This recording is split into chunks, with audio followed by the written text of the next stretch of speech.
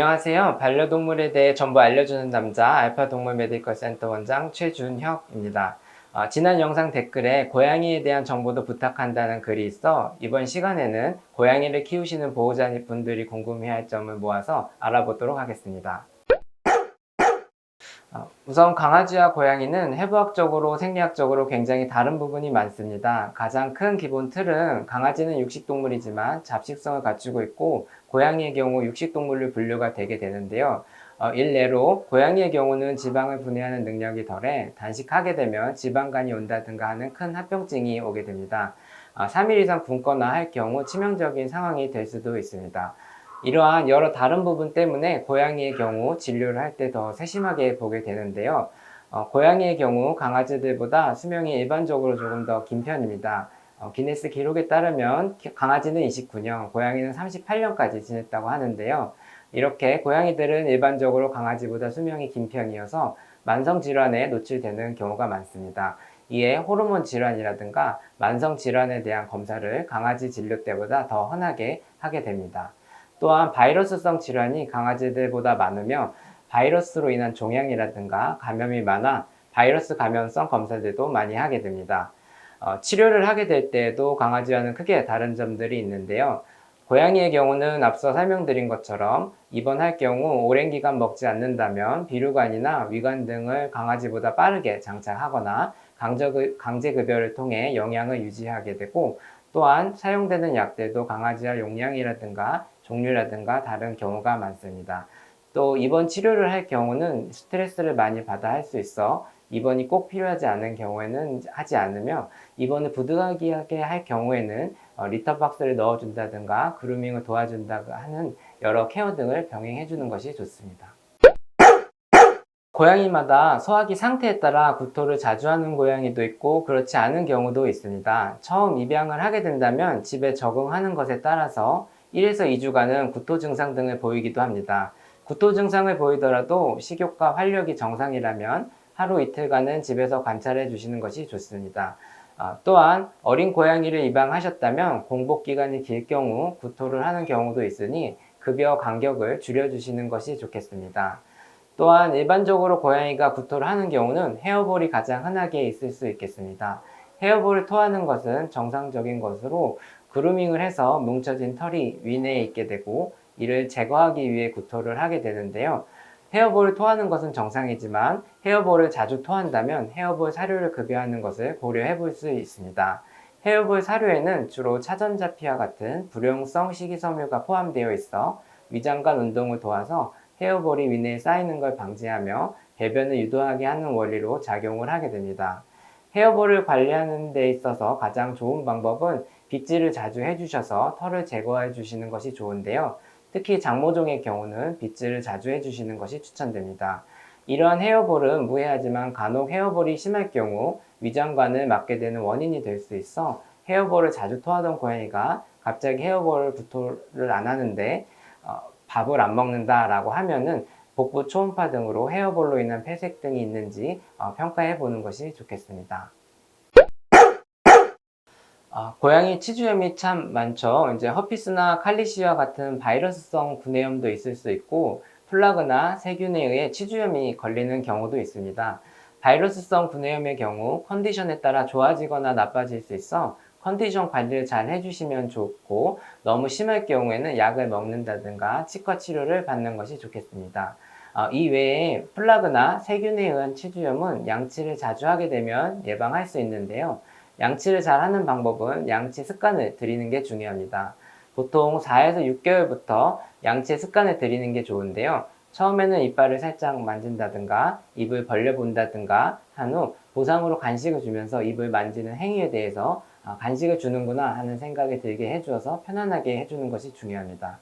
그 이후에는 이제 다양한 형태의 칫솔에 액상 간식을 묻혀서 이빨을 닦아주게 하는 행동을 하게 되면 간식을 먹으면서 어느새 양치가 익숙해지게 됩니다. 이후에는 이제 치약을 간식맛 나는 치약으로 이제 바꿔줘서 이렇게 적응을 하게 되는 과정을 거치게 되는데요. 이러한 과정은 수개월로 생각하시고 천천히 습관을 들이는 것이 중요합니다. 또한 양치를 해주실 때 사람과 다른 부분이 있는데요. 사람의 경우는 이빨을 빼곡하게 있기 때문에 이빨 사이에 플라그를 제거하는 것이 양치를 하는 주요 목적이지만 고양이 이빨의 경우는 주로 문제가 되는 부분은 이제 잇몸과 이빨 사이이기 때문에 이 잇몸과 이빨을 전반적으로 닦아주시는 것이 더 중요하겠습니다. 이빨의 생김새가 사람과 다르기 때문에 여러 가지 칫솔의 형태를 구비하시어 닦아주는 방법도 좋겠습니다. 이러한 양치가 어렵다면 간단히 천이나 거즈에 치약을 묻혀서 잇몸을 마사지 해주시는 방법으로도 관리를 해주시면 좋겠습니다.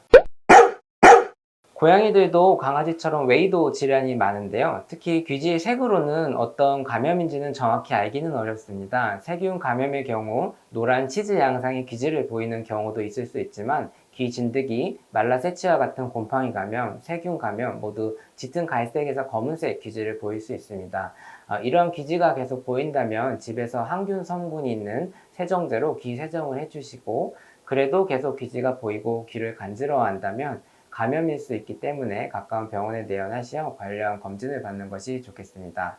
집에서 세정제를 사용할 때는 면봉에 묻혀서 사용하게 되면 귀 안쪽으로 귀지들이 쌓이는 경우가 있을 수 있어서 면봉은 최대한 적게 사용해 주시는 것이 좋으며 귀 세정제를 귀 안에 넣어주고 살짝 마사지를 한 후 거즈나 솜으로 흡수시켜주는 방법으로 청소를 해주시면 좋겠습니다.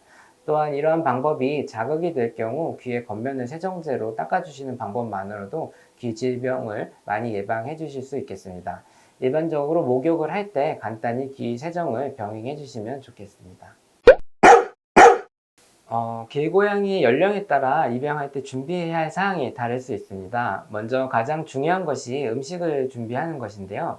고양이의 경우 4에서 5주 이전에는 분유를 급여해 주셔야 합니다. 그래서 4에서 5주령의 고양이의 몸무게는 500g 정도인데요. 500g 전까지는 분유를 준비해서 급여해 주시면 되겠습니다. 아주 어릴 경우에는 이제 2시간마다, 조금 클 경우에는 4시간에서 5시간마다 분유를 급여해 주시고 500g 이상이 되게 된다면 습식이나 건 사료를 불려서 급여해 주시면 좋겠습니다.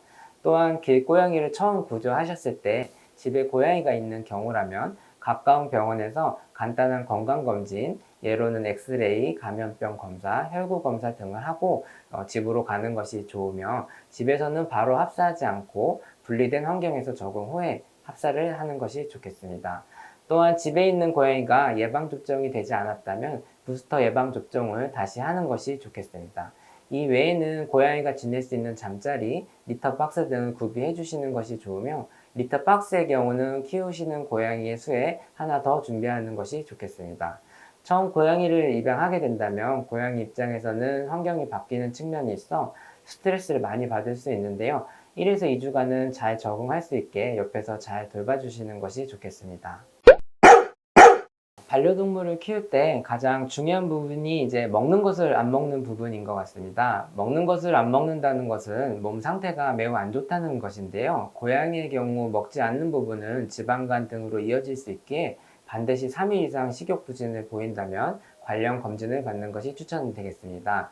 또한 고양이의 경우 선상 이물이라든가 장난감, 전선, 박스 등을 씹어 먹는 경우가 많은데 이러한 이물들을 먹었을 경우 위험해질 수가 있어 병원에 내원하시어 검진을 받는 것이 좋고 가장 고양이가 병원에 오는 흔한 증상은 구토일 것 같습니다. 이러한 구토 증상이 있을 때 꼭 병원에 내원해야 되는 경우가 있는데 우선 구토의 양이 굉장히 많을 경우 많다는 건 A4 용지 반 이상의 액체를 토한 경우인데요. 이렇게 많은 양의 구토는 탈수 증상을 동반할 수 있기에 병원에 내원하시어 탈수 등 구토 원인을 찾아보는 것이 좋겠습니다. 또한 구토 횟수도 중요한데요. 구토를 하루 3번 이상 하거나 3일 연달아 하루 1번 이상의 구토를 보일 경우 병원에 내원하시어 검사를 받는 것이 좋겠습니다. 또한 몇 달에서 수년 이상 만성적으로 구토를 지속적으로 할 때는 장 관련 질환이 있을 수 있어 초음파 검사 같은 검사를 받아보는 것이 좋겠습니다. 네, 오늘 고양이에 대해 궁금하셨던 점들에 대해 알아보았는데요. 고양이가 워낙 신비한 동물이라서 궁금하신 점이 더 많으실 거라 생각됩니다. 그런 궁금증들은 댓글로 남겨주시면 다음 시간대에 또 알려드리도록 하겠습니다. 지금까지 알파동물 메디컬 센터 원장 최준혁이었습니다. 감사합니다.